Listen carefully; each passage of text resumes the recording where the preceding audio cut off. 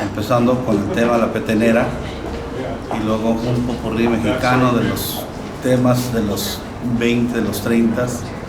De ahí pasamos a la música de María Griever, sus boleros como Así, Muñequita Linda, Alma Mía, y de ahí nos vamos a trasladar al estado de Veracruz para tocar ese bonito tema como lo es La Morena. Después tocaremos un popurrí del estado de Michoacán y terminamos haciéndole un homenaje al legendario Agustín Lara.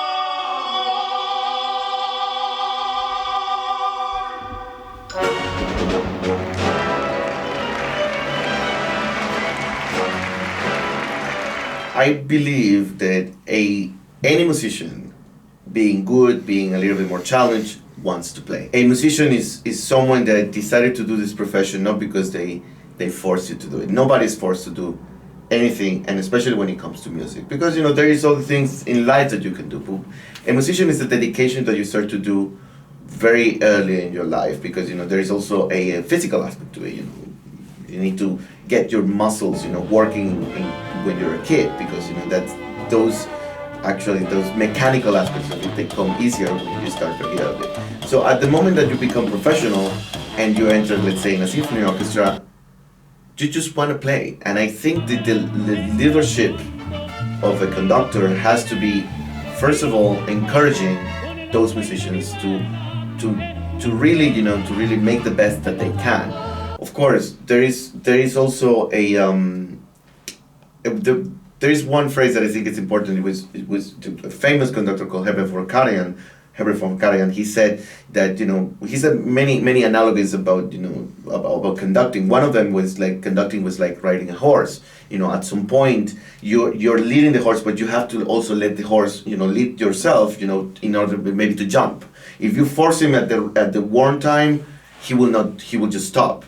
So it's like give and take situation. He also said another one that it amazes me, because when you look to the group of birds on the sky and they're turning around, you never know which one is the leader but they all turn at the same time and nobody touches. I mean, they don't collide to each other. That's a little bit about conducting. It's just knowing when to stop, bossing anybody, because a good musician wants to feel like he has a responsibility as well, playing, of course.